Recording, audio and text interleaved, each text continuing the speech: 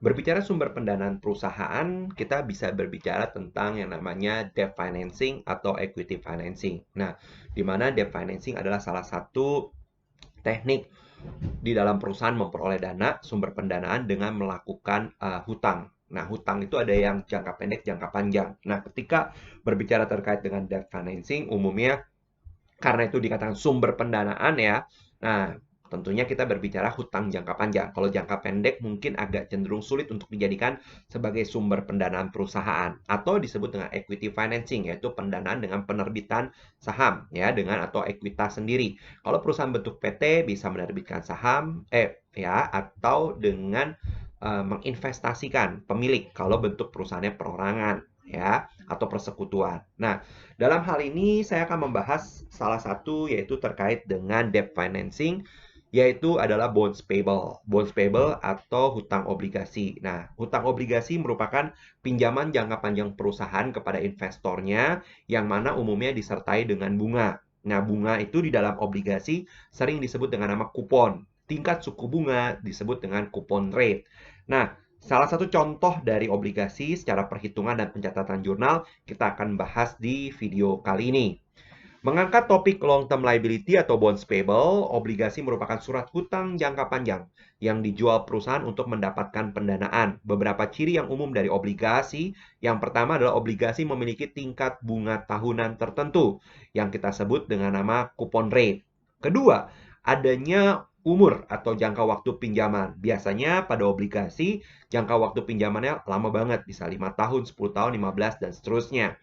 Namun, bunganya itu tidak dibayarkan sekaligus di akhir, tetapi pembayaran bunga dilakukan secara berkala, bisa 1 tahunan atau 6 bulanan, tergantung kesepakatan di mana perusahaan itu pada saat awal menerbitkan obligasinya. Oke, obligasi dapat dijual. Nah, bagaimana menjual obligasi? Ternyata obligasi ini dapat dijual di atas nilai nominal. Misalnya 1 lembar 5.000, 10 lembar, 1.000 lembar misalnya. Jadi akan menjadi 5 juta. Kalau selembar 5.000, 1.000 lembar 5 juta. Nah, bisa jadi obligasi tersebut dijual di atas nilai nominalnya. Kita sebut dengan kondisi premium, at premium. Ataupun dijual di bawah nilai nominalnya. Atau kita sebut dengan kondisi diskon atau at discount. Nah, nilai dari premium atau diskon ini harus diamortisasi. Dilakukan biasanya bersamaan dengan saat pembayaran bunga atau setiap akhir tahun. Tutup buku perusahaan. Kemudian untuk mencatat nilai penerbitan obligasi, maka dihitung berdasarkan tingkat suku bunga pasar atau dikatakan tingkat bunga pasar yang efektif. Jadi, mencatat nilai dalam penerbitan obligasi harus mempertimbangkan yaitu market rate ya. Jika market interest rate itu lebih kecil dari coupon rate atau apabila market interest rate itu ternyata lebih kecil daripada nilai bunga yang diperjanjikan atau perusahaan harus membayar bunga lebih tinggi, maka obligasi dijual dengan nilai premium. Tetapi ketika market interest rate lebih besar daripada coupon rate, maka obligasi harus dijual dengan kondisi diskon. Oke, kita akan lihat di bawah sebagai sebuah contoh, yaitu obligasi senilai 40 juta rupiah diterbitkan dengan umur 3 tahun. Berarti ada 3 tahun umur obligasinya. Nilainya adalah 40 juta sebagai nilai nominalnya secara keseluruhan pada 1 April 2018.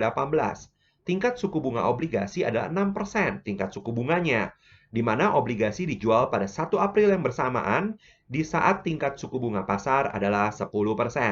Berarti tingkat suku bunga pasar lebih besar dari tingkat suku bunga obligasi atau coupon rate. Pembayaran atas bunga diamortisasi setiap tanggal pembayaran bunga yaitu 1 April dan 1 Oktober. Kalau di sini April dan Oktober berarti 6 bulan sekali ya. Dari April, Mei, Juni, Juli, Agustus, September, Oktober, dan Oktober ke April pun 6 bulan. Berarti 1 tahun 2 kali pembayaran dengan tingkat kuponnya 6%. Kita lihat di sini.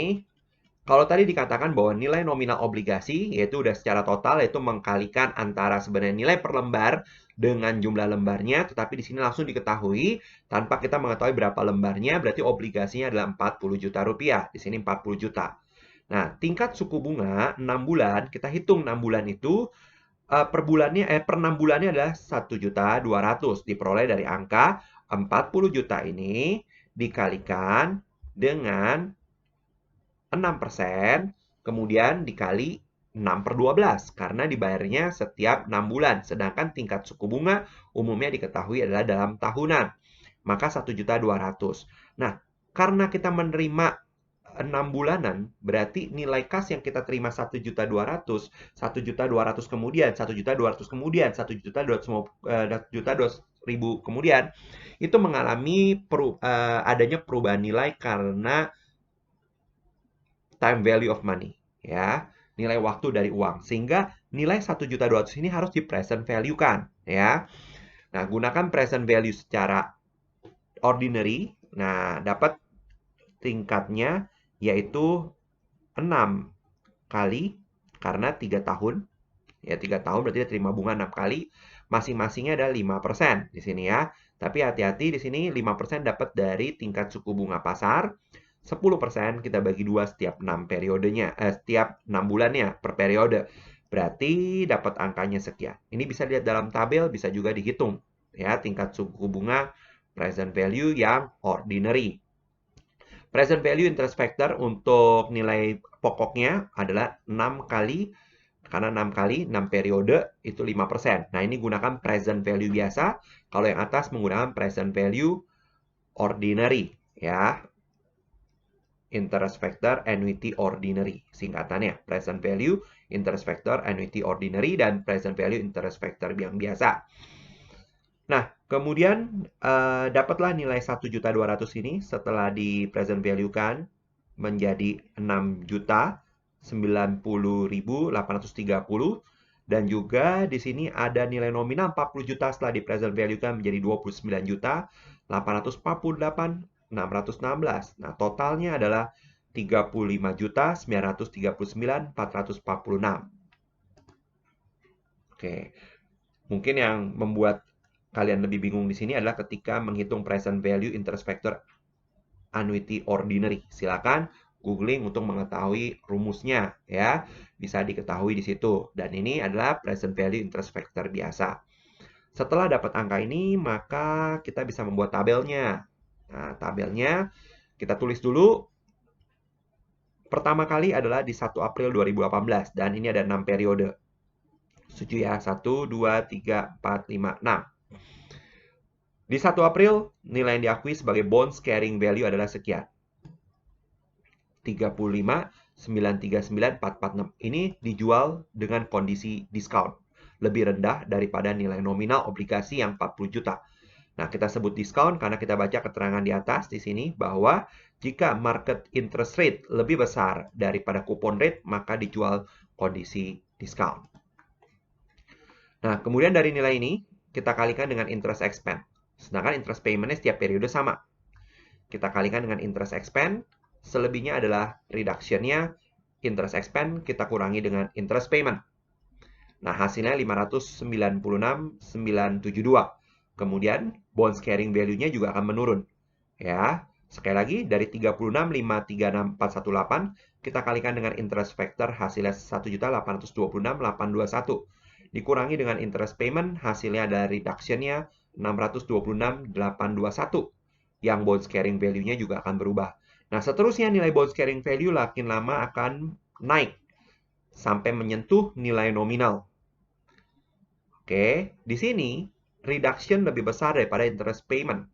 Ya, pengurangnya karena kondisinya diskon. Nah, sehingga reduction ini akan menjadi unsur penambah. Penambah ya. Oke, kalau pada kondisi premium, nantinya interest expense akan lebih kecil daripada interest payment. Sehingga nanti reduction-nya akan berfungsi sebagai pengurang dari bonds carrying value-nya. Nah, kalau pada saat kondisi premium, nilai di awal ini akan lebih besar daripada nilai nominal. Sehingga kalau dikurangi, lama-lama akan menyentuh sama seperti nilai nominalnya. Ya. Nah, tetapi kebalikannya, ketika diskon, maka atasnya lebih kecil, yang makin lama akan menyentuh nilai nominal. Nah, pada saat mencatat jurnal, di sini dikasih 4 contoh saja jurnalnya pada saat 1 April yang pertama, berarti diakui penerimaan uang cash pada bonds payable, diakui senilainya 35.939.446. Kemudian di 1 Oktober Ya, 1 Oktober pada saat pembayaran bunga yang pertama, dilihat interest expense-nya diakui 1.796.972, namun mengurangi bonds payable-nya adalah 596.972 dengan cash yang dibayarkan 1.200.000. Di akhir periode pembukuan di 31 Desember dilakukan penyesuaian.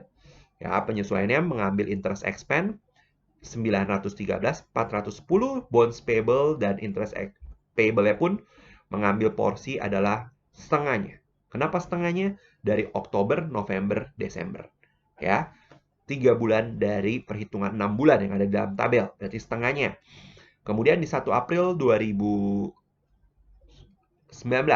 ya, di periode 2019, 1 April mengakui interest expense, interest payable, bonds payable pada cash. Nah, demikian teknik perhitungan di dalam bonds payable sehingga memberikan masukan dan juga bisa membuka wawasan kita terkait dengan bagaimana secara sederhana kita menguasai topik bonds payable.